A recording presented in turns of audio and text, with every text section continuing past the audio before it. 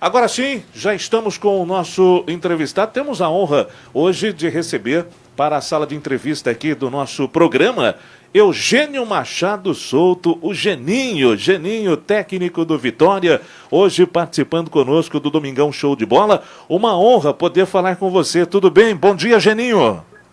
Bom dia, é um prazer poder falar com vocês da Rádio Pirassununga. Geninho, você está em casa hoje no domingo, Geninho?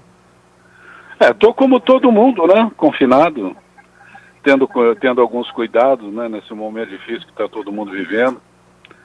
Apreensivo, né? Torcendo para que as coisas se encaminhem de uma maneira mais positiva, mas parece que as coisas estão demorando mais do que todos nós esperávamos, né? É verdade, infelizmente, né, Geninho? É um momento muito difícil, muito complicado para todos nós e diferente, né? Ô Geninho, você hoje participando do nosso programa, nós estamos com uma enquete, até antes de falar um pouquinho mais aí da sua trajetória, de você aí no Vitória. Hoje nós estamos escolhendo aqui no programa a melhor dupla de zagueiros do futebol brasileiro. E são muitos os nomes, aqui os nossos ouvintes estão votando, estão escolhendo. Na sua opinião, daquilo que você viu no futebol, daquilo que você conhece, da história do futebol brasileiro, se tivesse que colocar 2 zagueiros na seleção brasileira de todos os tempos, quais seriam os 2 zagueiros que você escolheria no seu time, ô Geninho? Olha, é uma escolha difícil, porque nós tivemos, como você disse, várias duplas excepcionais de zagueiro praticamente em todas as Copas, né? E foram zagueiros que dentro do momento do futebol, de um tipo de futebol jogado, tiveram muito sucesso. Fica muito difícil você escolher 2 zagueiros e não fazer uma injustiça com muitos outros deles. Temos vários zagueiros, poderia aqui te falar 6, 8 nomes de zagueiro que qualquer jeito que você encaixasse, você poderia ter. Nós tivemos o Oscar muito lá na frente, depois tivemos o Roque Júnior mais aqui perto, o próprio Lúcio dentro da sua pouca técnica, muito efetivo. Então é uma situação muito complicada você achar 2 zagueiros para falar, esses foram os 2 melhores. O futebol brasileiro te cria essa dificuldade, a não ser que nós temos alguns parâmetros que não podem ser colocados nem como relação. O caso de Pelé, o caso de Zico, né, o caso de Ronaldinho Gaúcho, Rivaldo, são algumas pessoas que sobraram muito. Mas em termos de zaga nós temos muitos zagueiros, tá? Então eu acho que qualquer dupla que você achar das últimas, nossa seleção, por exemplo, aquela dupla da seleção de 2002 foi uma grande dupla, a dupla de 70 foi uma grande dupla. Dentro do futebol, num momento diferente, nós tivemos, mesmo as mais recentes, que foram um pouco criticadas, onde nós perdemos as Copas, também eram jogadores de qualidade, que tiveram um sucesso muito grande na Europa. Então eu acho que dentro do seu momento nós tivemos grandes zagueiros. Márcio Chiamente, está aí o Geninho conosco hoje participando do Domingão Show de Bola, técnico do Vitória. Bom dia, Geninho, obrigado, né, por você participar do nosso programa. Geninho, qual foi o grande momento da sua carreira, seja como jogador, mas e também como treinador? Posso citar 2, aquele título do Atlético Paranaense no Campeonato Brasileiro 2001 e a sua campanha quando esteve à frente do ABC, onde você é vangloriado lá em Natal, quando você dirigiu a equipe Potiguar.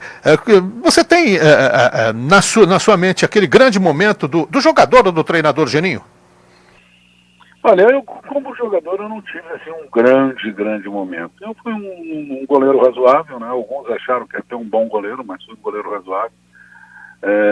Passei por poucas equipes, porque na minha época você ficava mais tempo nas equipes, né? Eu passei praticamente 6 anos no Botafogo de Ribeirão, 4 na Francana, 4 no São Bento, 3 no Juventude. E tive uma carreira regular, não tive aquele grande momento. Talvez um que eu possa citar foi em 81, foi quando eu fui para o Rio Grande do Sul com o Caxias, uma equipe média. O Tite era o meu meia-direita, né? Nós tínhamos um time arrumado, e eu fui considerado naquele ano, competindo com o Leão, que jogava no Grêmio, e com o Benítez, que jogava no Internacional. Eu fui considerado o melhor goleiro do campeonato, um momento que me deixou muito alegre como jogador. Como treinador, o meu grande momento foi realmente 2001. Foi o título brasileiro, foi o ápice da minha carreira. É uma campanha excepcional, nós remontamos um time. Eu tive uma campanha em 2005 com o Goiás, levando o Goiás a Libertadores direto, nós fizemos 3º lugar do Campeonato Brasileiro. Então foram alguns momentos que me marcaram, mas o momento de maior destaque realmente foi 2001, o título com o Atlético Paranaense. Agora, a sua carreira, Geninho, mostra o treinador vencedor, não é? Que você foi e continua sendo. Você tem título em Santa Catarina, Rio Grande do Norte, em Goiás, no Paraná, Minas, Rio de Janeiro, aqui em São Paulo. Enfim, você tem título fora do Brasil também, né? Também quando você esteve dirigindo equipes fora do Brasil.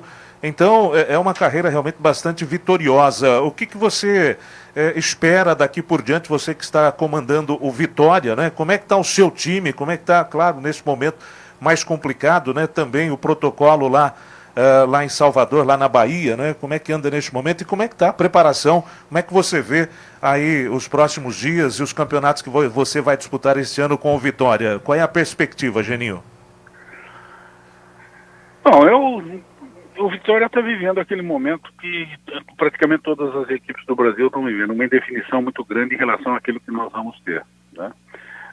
O Vitória vinha se remontando nesse ano, o Vitória vinha num ano de 2019 muito complicado, principalmente na parte financeira, e isso refletiu na parte técnica, tanto que eu cheguei lá em setembro, final de setembro, para tirar o time de um rebaixamento, onde ele era iminente, tinha 83% de chance de queda, faltavam apenas 12 jogos, mas esse ano as coisas estavam andando melhor, foi feita uma mudança no elenco, uma aposta em jogadores jovens, uma aposta nas divisões de base, e esse resultado vinha se refletindo muito bem dentro do campo, tá? Dentro do campeonato regional, o Vitória optou por disputar com a sua equipe sub-23, porque as datas eram muito conflitantes com as datas da Copa do Nordeste, então a equipe principal, que era a que eu comandava, disputava a Copa do Nordeste, e o sub-23 com uma outra comissão, inclusive, disputava o Campeonato Baiano, mas que vinha bem, tanto no Campeonato Baiano, e nós vínhamos numa campanha muito boa, já nos classificando para a fase praticamente semifinal, né, de quarta de final da Copa do Nordeste. Quando o campeonato parou, nós estávamos já classificados para a próxima fase, entre as 4 melhores equipes que iriam disputar a fase final da Copa do Nordeste. Viemos muito bem na Copa do Brasil, já passando 3 fases, né, e disputando uma outra fase classificatória contra o Ceará. O time vinha bem, vinha se reerguendo, vinha se reestruturando tanto na parte financeira como na técnica, quando nós tivemos a paralisação. Isso é muito ruim para um time que está tentando se reerguer, que está tentando se reafirmar, né? É muito ruim, foi muito ruim essa paralisação. Nós temos um protocolo que é bastante parecido com o protocolo das maiores equipes que estão tentando voltar a trabalhar, praticamente é uma cópia uma da outra. O trabalho começou e está sendo realizado ainda no momento com treinamentos online, treinamentos de vídeo, porque na Bahia nós ainda não temos autorização do governo, né, nem do governo, nem da prefeitura e nem principalmente das entidades sanitárias, para que nós possamos voltar num trabalho de campo. Isso está, a princípio, agendado para segunda-feira que vem, né? Não nessa, na próxima. Se tudo correr bem, uma volta a um trabalho de números para que, não só na Bahia, né? Acho que no Brasil todo, os campeonatos voltem. Eu acho, a não ser em um ou no outro ponto, onde nós estamos vendo uns números bem mais baixos do que em outros, no caso do Rio Grande do Sul, no caso de Santa Catarina, talvez no Paraná. Minas estava tentando, agora houve um acréscimo, talvez nós tenhamos a volta dos estaduais. Eu acho muito difícil que a maioria dos estaduais terminem. Na minha opinião, por exemplo, eu acho difícil o campeonato estadual de São Paulo terminar, né? Muito difícil, os números em São Paulo são muito altos, as coisas são meio complicadas. Eu acho que se deveria pensar e se focar em competições nacionais. Mesmo assim, nós teremos dificuldades em termos de datas, porque nós já perdemos um bom pedaço, né? O campeonato, a princípio, começaria em maio, nós já estamos entrando em junho, não acredito que ele volte em junho, então eu acho que nós teríamos que começar a pensar mais em termos de campeonato a nível nacional do que a nível local. Juninho, o que pode melhorar no nosso futebol esse momento difícil que nós estamos vivendo? O que você espera no momento em que nós retomarmos uma certa normalidade dentro do futebol? O que é que pode melhorar? O que a gente estava tão ruim assim ou deixava a desejar no futebol? O que essa pandemia pode nos ensinar? Não, eu acho que na parte técnica não vai mudar muita coisa, não. Eu acho que cada um tem sua maneira de ver futebol, cada um tem sua maneira de levar o futebol. E sempre foi assim e eu acho que continuaria sendo feito. Tá? O que eu acho que vai trazer de um benefício é que nós vamos cair numa realidade financeira mais plausível com o futebol. Eu acho que nós estávamos praticando números que não condizem com a realidade do futebol brasileiro. Por isso que nós estamos vendo aí, de vez em quando, sai aí uma estatística, a dívida dos nossos clubes, não só dos pequenos, também dos grandes, dívidas absurdas, né? Então eu acho que esse momento que nós estamos vivendo aqui vai fazer com que os clubes caiam numa outra realidade. E com certeza a grande mudança eu acho que vai ser em relação à administração, em relação a parte financeira do futebol. Acho que nós vamos viver outros momentos e outros valores. Nosso companheiro Fred Júnior também tem uma pergunta para o Geninho. Oi, Alessandro, de volta aqui no Domingão Show de Bola. Um grande abraço ao Geninho, que é o nosso convidado hoje aqui participando do Domingão Show de Bola. Geninho, um bom dia, um abração. Quero que você fale, Geninho, a gente tá vendo algumas reprises de alguns jogos, né? Às vezes até culpa nossa mesmo da imprensa, não tirando o corpo nessa, mas a gente vendo assim, o torcedor observando jogos da Copa de 70, a qualidade como era o futebol praticado, 94, o time era retranqueiro, né? O Parreira ficou com essa fama, ganhou jogando fechadinho, mas hoje já com o elogio à capacidade técnica do Brasil diante da Itália, essas mudanças de avaliação, né, Geninho? Como que o técnico, que é o que mais sofre, né? Porque quando a crise acontece, estoura no técnico, né? Como você observa essas mudanças, assim, de opinião, né, Geninho, tão rapidamente, e além disso, né, como que o técnico sofre com isso, né, como que o técnico sente essas mudanças, que pode custar até o trabalho de um treinador em virtude da opinião pública, falando se serve ou não serve o treinador para um trabalho. Como que você, tão experiente, lida com tudo isso e essas mudanças tão bruscas aí de opinião sobre o futebol, hein, Geninho? Não, eu com esse tempo todo que eu tenho de estrada, eu lido um pouco melhor do que algumas pessoas. Realmente, essa mudança, né, em relação a opiniões, a críticas e a análises é muito ruim pro profissional. Porque ele, às vezes, maioria das vezes, não tem tempo de impor o seu trabalho, de fazer com que o seu trabalho evolua. Nem sempre o trabalho começa a dar resultado rápido, imediato, como todo mundo quer, né? E isso é um erro muito grande que nós temos dentro do futebol brasileiro. Você contrata um treinador e quer que ele comece a ganhar já na primeira semana e que os resultados começam a acontecer. Não é bem assim que acontece, não é só no futebol, eu acho que em todas as atividades. Mas no futebol, infelizmente, a cobrança é muito maior, né? Você mexe com emoção, você mexe com crítica, com avaliações, e isso prejudica muito o trabalho dos treinadores.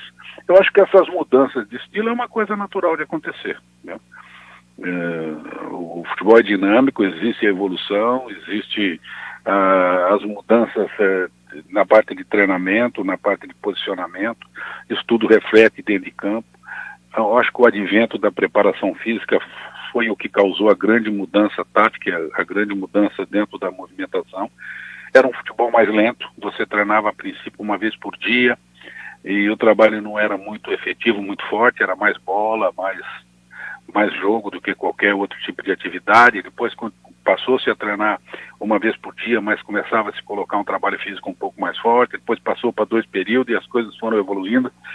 E hoje você vê a preparação física tendo uma importância muito grande dentro de uma evolução de um time, né? A marcação forte, uma transição rápida, velocidade, pressão o tempo inteiro. E coube a nós, treinadores, seguirem essa evolução. Se você ficar parado no tempo, você vai ver que as mudanças vão continuar acontecendo, né? E você, aquele que quiser continuar no mercado, tem que ir se adaptando ao momento. Geninho, dá para acreditar que daqui a 2 anos nós vamos ter mais uma Copa do Mundo, né? E o torcedor brasileiro que sempre, nós todos, né, cobramos bastante da nossa seleção por tudo aquilo que nós já conquistamos, pelo histórico do futebol brasileiro. Mas como é que você avalia o Brasil, né, o time que vai disputar, ou a seleção que vai disputar a Copa do Mundo em 2022? Dá para acreditar que o Brasil pode sim chegar novamente como um dos favoritos à Copa do Mundo, pelo que vivencia hoje o futebol brasileiro em relação ao futebol mundial? Dá para a gente acreditar que em 2022 o Brasil vai chegar forte para brigar realmente pelo título de mais uma Copa do Mundo, Geninho? Como eu te disse, o futebol é dinâmico, é difícil você falar hoje no que vai acontecer daqui 2 anos, porque às vezes as mudanças acontecem de um ano para outro, surgem, aqui no Brasil principalmente, surgem jogadores, surgem um ou outro jogador que tem um diferencial em relação à seleção, tá? Mas eu acho que o Brasil sempre tem chance, pelo potencial técnico que nós temos, pela qualidade de nossos jogadores, nós temos sempre chance. Eu só não acredito que nós, a partir de um certo momento, passamos a ser favoritos. Acho que nós, na minha opinião, nós deixamos de ser favoritos. Nós não entramos mais como favoritos em Copa. Tá? Eu acho que pela nossa performance dos últimos anos, por aquilo que nós estamos apresentando agora, tá? É meio complexo a coisa, uma coisa muito longa. Eu acho que nós temos que mudar alguma coisa em relação à seleção. Tem que ser uma seleção mais competitiva, técnica, com a nossa técnica, mas mais competitiva, para enfrentar o futebol que nós estamos vendo na Europa. Então eu não acredito, quem está sofrendo a mesma coisa é a Argentina, né? Continua trabalhando muito na técnica, esquecendo da competitividade. Então eu acho que o Brasil tem chance, sempre tem chance, sempre vai ser respeitado por aquilo que já fez e pela história que tem, mas eu acho que nós não entramos mais como favorito em Copa. Nós já estamos caminhando para o final da entrevista com o Geninho, Márcio. Mas eu gostaria até de fazer uma pergunta ainda dentro de seleção brasileira, né, Geninho? O que você pensa do Neymar? O Neymar vai, na sua opinião, chegar a ser o melhor jogador do mundo?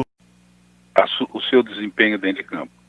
Eu acho que ele já deixou passar um grande momento de repente, disputar esse laurel.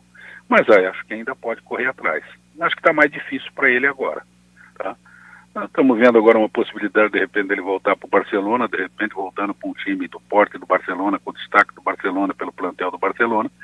Ele possa ser ajudado por outros companheiros e agora um pouco mais maduro, ter outro tipo de atitude e passar a ter uma nova chance. Eu acho que ele já deixou, em um certo momento para trás, essa chance passar. Mas eu acho que pela qualidade técnica que tem, se mudar um pouco a cabeça, ainda tem chance, de repente.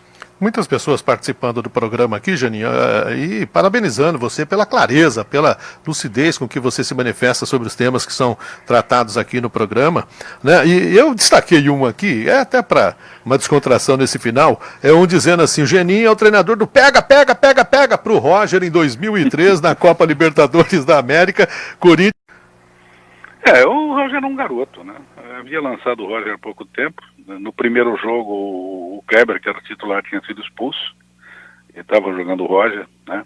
Esses termos que você tem, o pega, o mata, o tira, aquelas coisas todas, são termos normais dentro do futebol. Quem joga sabe o que significa, tá? O garoto, talvez, é claro, você pega um garoto e joga para jogar uma quarta de final de Copa Libertadores contra um River Plate, é claro que ele vai entrar pressionado, vai entrar com uma emoção muito forte, né? Ele, de repente, exagerou um pouco na chegada, mas se vocês forem ver o lance com calma, e hoje nós temos vários recursos que mostram o lance, você colocar em câmera lenta, ele nem encostou no D'Alessandro.